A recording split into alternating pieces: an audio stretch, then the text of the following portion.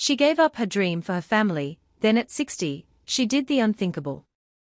Hello, dear friend. Welcome back. I am so glad you chose to be here tonight. Before we begin, I want to ask you something honest. Something I hope you will sit with for a moment before the story starts. Have you ever had a dream, a real one, not a small wish but a deep, quiet dream that lived inside you for years, that you set aside? Not because you stopped believing in it, but because life asked something of you first. Because someone needed you. Because you told yourself, later. I will do it later. When things settle. When the children are older. When there is more time. When I am finally ready. And then later became months. And months became years.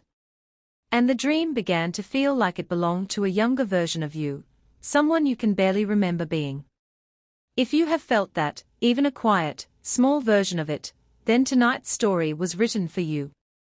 It is the story of Rosa. A woman born in the warm, tiled streets of Lisbon, Portugal, in 1944. A woman who gave up her greatest dream at 19, not in anger, but in love. And who, at the age of 60, did something that everyone around her said was impossible, impractical, and far too late. This is a story about what happens when you finally decide, quietly, without fanfare, with no one's permission but your own, that it is your turn. Settle in, dear listener. Make yourself warm and comfortable. And let us begin. Lisbon is a city built on 7 hills, overlooking the wide silver mouth of the Tagus River where it opens into the Atlantic Ocean. It is a city of warmth and shadow, of blue and white azulejo tiles decorating the walls of old buildings, of cobblestone streets that climb so steeply you must stop halfway to catch your breath, of fado music drifting from open doorways on summer evenings, carrying in its melody something ancient and beautiful and slightly heartbroken. In a neighborhood called Alfama, the oldest part of Lisbon, tumbling down the hillside toward the river in a tangle of orange rooftops, and washing lines, and cats sleeping on sun-warmed stone walls, Rosa Carvalho was born in the summer of 1944. The fourth of 6 children. Her father worked at the docks. Her mother kept the household and took in sewing work to help make ends meet. They were not a wealthy family. But they were a musical one. Every evening after dinner, without fail, someone in the Carvalho house would sing. Not formally. Not for any audience.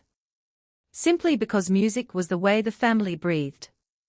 Rosa's father had a deep, slow voice made for the old fado songs.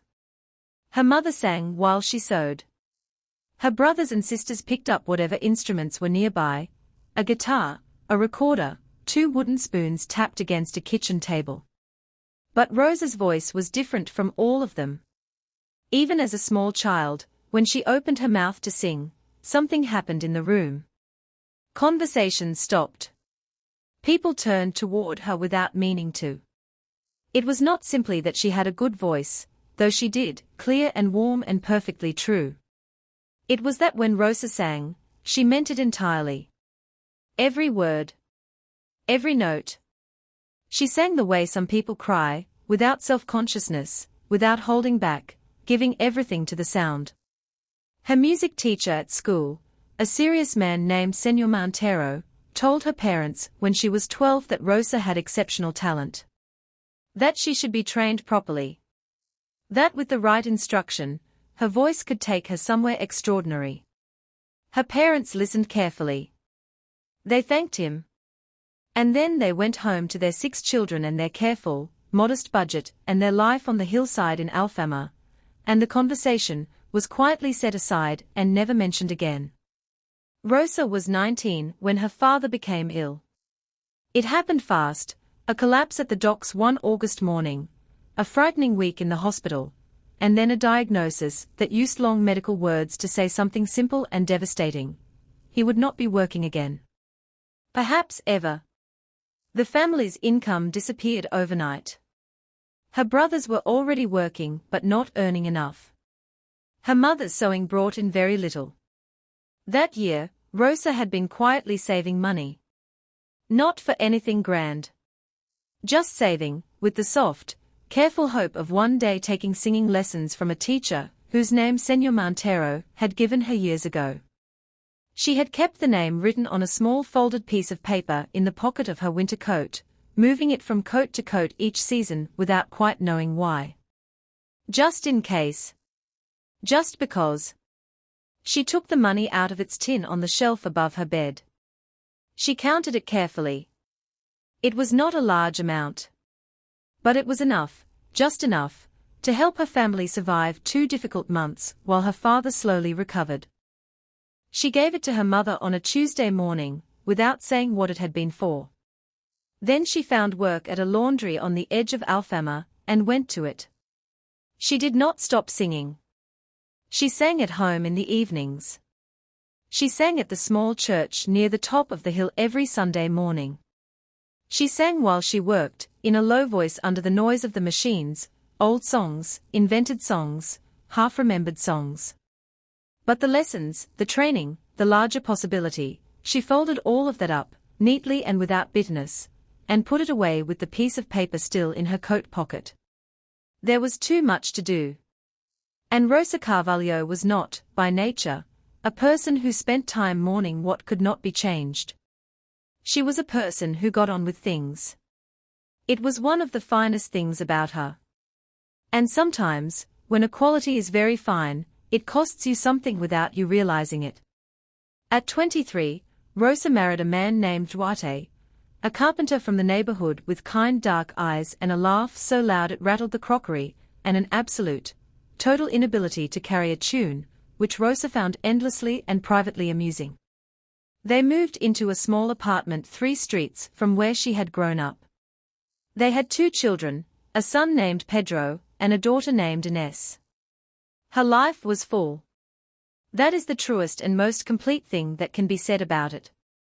Full of noise and love and work and the particular beautiful exhaustion of raising children in a small apartment in a hilly city where everything requires effort.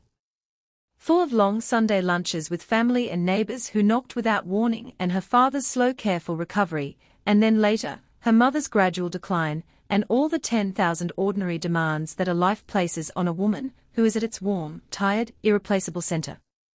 She sang through all of it. At the stove. At the children's bedsides when they could not sleep. At every family gathering where she was always asked and always obliged and always left the room slightly lighter and warmer than she had found it. But it was background music now, the thread running through the fabric of her life rather than the life itself. She did not speak about the other thing. If someone said, as people sometimes did at family dinners, "Rosa, you should have been a singer," she would smile and wave her hand and say cheerfully, "Oh, I was too busy living." And she meant it. She was not pretending not to mind. She genuinely believed, for a very long time, that she did not mind at all. It was only much later that she came to understand the difference between not minding and having truly made peace with something. They look identical from the outside. But they feel different, deep in the chest, in the quiet hours, at 2 in the morning when the apartment is still and the city outside is finally, briefly silent. Duarte died in 1998. He was 61. A heart attack, sudden and complete, the kind that gives no warning and asks no permission. One evening he was laughing at the dinner table. And then, very quickly, he was not there at all. Rosa was 54. Her children were grown and living their own full lives. The apartment on the hillside in Alfama was, for the first time in 30 years, very quiet. She managed. She was Rosa, she got on with things. She cooked.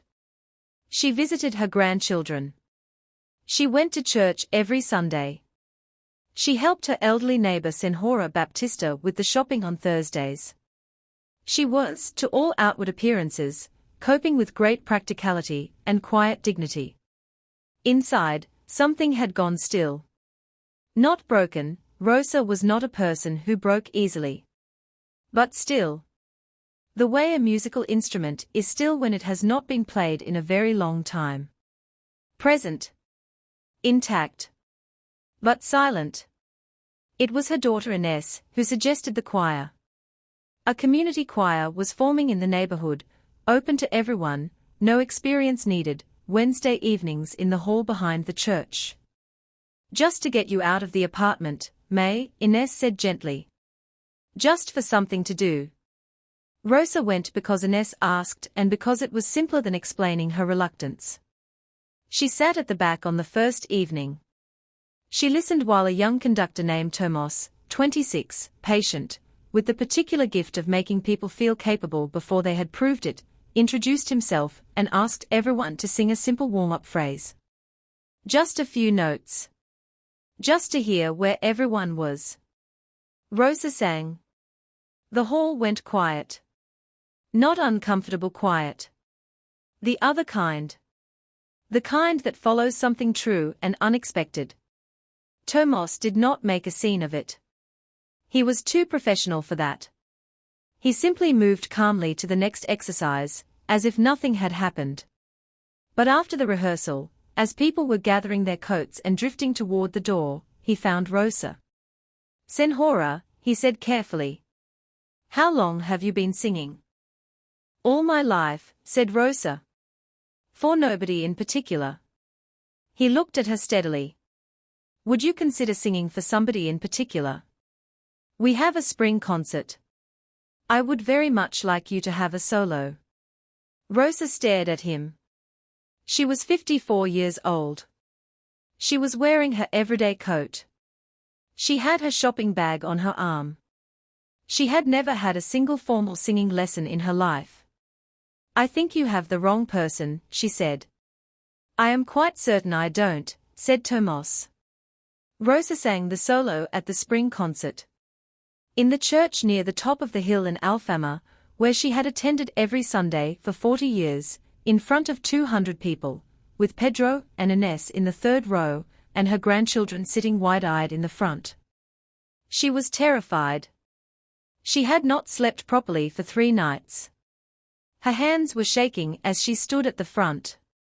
She was 54 years old, doing something entirely for herself for the first time in as long as she could remember, and the strangeness of it was almost as frightening as the performance itself. She sang an old fado, one her father had sung in the evenings when she was a child, sitting in the kitchen after dinner. She had rehearsed it so many times that it lived now below the level of thought, deep in her body where music had always lived. When she opened her mouth, it came the way it had always come, without hesitation, without performance, without anything held back.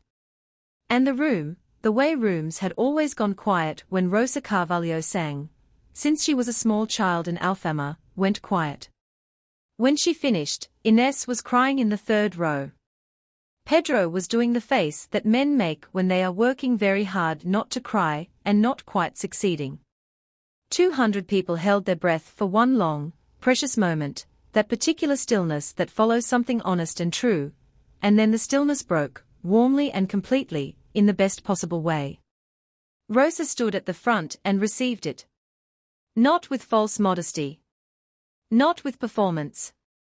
With a fullness and a calm gratitude she had not expected to feel, and could not quite contain. After the concert, Tomas found her again in the courtyard outside. There was a music school, he told her, a proper one, in the city center, offering adult vocal training. He had already spoken to the director about her. The director had agreed to hear her sing. I am 54 years old, said Rosa. Yes, said Tomas.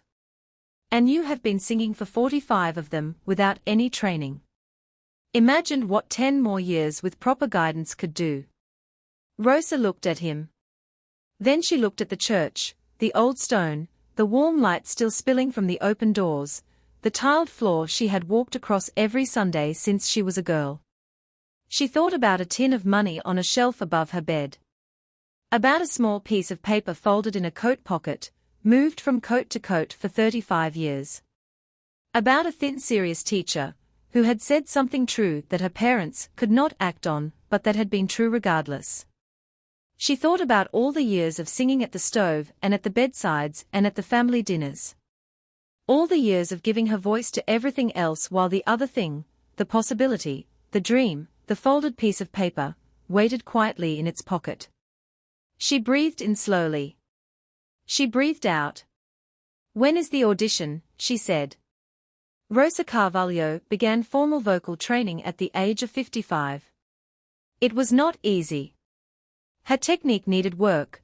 Decades of singing without instruction had given her extraordinary instincts, and some habits that her teacher spent 2 patient years carefully and kindly correcting. She practiced every morning before the city woke up, standing in her kitchen with the window open, while the early light came off the Tagus and the cats on the stone walls outside sat in the warmth and listened without comment. She performed at 5 concerts over the following years, small, real, important ones. Community events. Church occasions.